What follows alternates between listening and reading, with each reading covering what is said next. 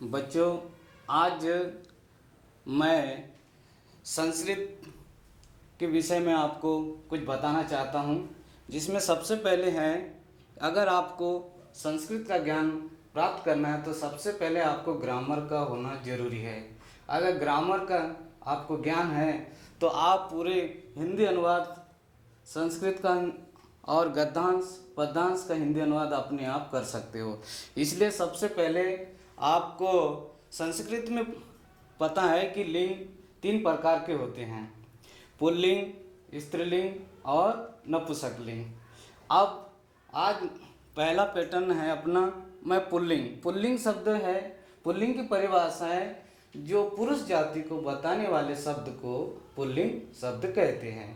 तो जैसे पुल्लिंग में पुरुष, मनुष्य, घोड़ा, कुत्ता, ये जितनी भी पुरुष जाति बताते हैं उन्हें पुल्लिंग कहा जाता है। और उसके बाद आज अब पुल्लिंग के विषय में आप चर्चा करेंगे। इसके लिए सबसे पहले अपने को यह पढ़ना है शब्द रूप। अगर आपको शब्द रूप का ज्ञान याद है तो आप पूरी हिंदी में अनुवाद को उसको आप ग्रामर से उसका ट्रांसलेशन कर सकते हैं। सबसे पहले लिखा है अकारांत पुल्लिंग। अकारांत पुल्लिंग, ये अकारांत का मतलब समझो जिसमें राम, इसके अंतिम स्वर में क्या स्वर निकला? अ स्वर निकला, इसलिए क्या हुआ? राम, अस्वर। इसलिए इसको अकारांत पुल्लिंग किसको कहते हैं? राम शब्द को कहते हैं। अब आगे देखिए, संस्कृत में विभक्तियां होती हैं 7। अब 7 विभक्तियां होती है, अंतिम होता है एक 8वां संबोधन। अब विभक्तियां होती है प्रथमा, द्वितीया, तृतीया, चतुर्थी, पंचमी, षष्ठी, सप्तमी और संबोधन। विभक्तियां होती है 7 और संबोधन एक 8वां। उसके बाद अब वचन, वचन कितने? जैसे एक राम हुआ तो उसको एक वचन में रखेंगे, अगर 2 है तो उसको द्विवचन में, और 2 से अधिक है उसे बहुवचन में। अब सबसे पहले अब प्रथमा विभक्ति है, इसके लिए अपने को कारक चिन्ह, अगले आप जब अगला क्लास लगेगा उसमें आपको कारक चिन्ह का विषय में आपको बता दिया जाएगा। अब आज सबसे पहले है प्रथमा। जैसे राम, एक वचन है राम, जिसमें राम ने जो कार्य किया उसको एक वचन में रखेंगे, कर्ता ने। उसके बाद में अगर कोई 2 राम है, 2 पुरुष है, उसको रामो कहेंगे द्विवचन में, और 2 से अधिक है उसे रामा। उसके बाद द्वितीय विभक्ति में क्या होता है? वाक्य को रखने के लिए यहाँ बिंदु लगाई गई है रामम। जैसे जिसने जो काम किया, राम ने अगर काम को किया, जिसको किया उसको क्या लगा दिया जाता है? ऊपर बिंदी, तो क्या हो गया? रामम।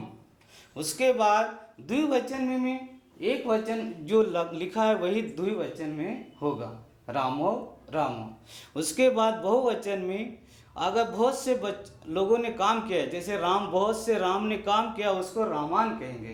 किस में रखेंगे? उसको बहुवचन में रखेंगे। उसके बाद तृतीय विभक्ति में आता है, यहाँ पर कुछ नहीं करना है, एक वचन में जिससे काम किया जाता है, रामेन, जिससे काम किया है, तो रामेन का प्रयोग हुआ। तो अब यहाँ पर आपको ध्यान देने वाली बात है कि यहाँ पर बिंदु का उपयोग किया है, यहाँ पर ये विसर्ग लगा है यहाँ पर, उसके बाद में एक ही मात्रा और न लगा दिया है। आपको याद करने का तरीका यही है। उसके बाद यहाँ पर याद करना है रामाभ्याम और रामय, एक ये द्विवचन और ये बहुवचन। उसके बाद चतुर्थी में आता है जिसके लिए काम किया जा रहा है, रामाय, रामाभ्यम, रामेभ्य। जैसे किसी के लिए अगर काम होता है उसके लिए रामाय, रामाभ्यम, रामेभ्य, आपको ये याद करना पड़ेगा। उसके बाद पंचमी विभक्ति, जब कोई वस्तु कहीं से अलग होती है, जब कोई वस्तु कहीं से अलग होती है तो उसको रामात मतलब पंचमी विभक्ति का प्रयोग किया जाता है, और द्विवचन में रामाभ्याम। और बहुवचन में रामव्य। यहाँ और यहाँ एक ही जैसा है, आपको याद करने में सहूलियत होगी।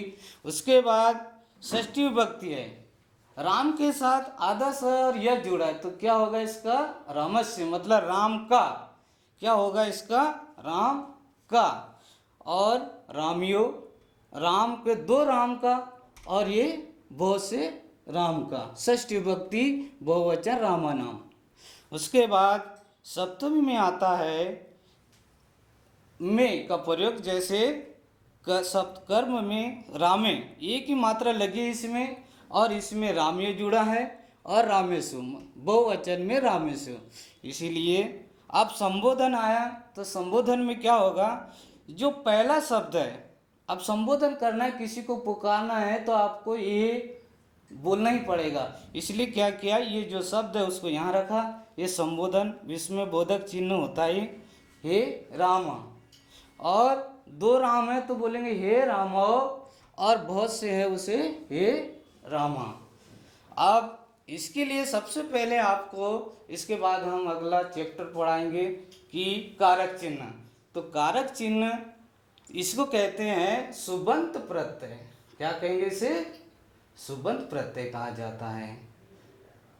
तो इसके लिए आज का अपना विषय ये है। अब आपको इसके लिए एक वचन के सारे शब्दों को याद करना पड़ेगा। प्रथमा में द्वितीय, तृतीय, चतुर्थी, पंचमी, षष्ठी, सप्तमी और संबोधन के। जब एक वचन के याद हो जाए तो द्विवचन के भी अपने आप याद हो जाएंगे, और उसको याद रखना है कि आपको ये कौन कौन से ये प्रत्यय जुड़ा है, इसमें जो पीछे लगाया जाता है उसको प्रत्यय कहा जाता है। और उपसर्ग किसे कहा जाता है, जो किसी शब्द के पहले जोड़ा जाता है उसे उपसर्ग कहते हैं।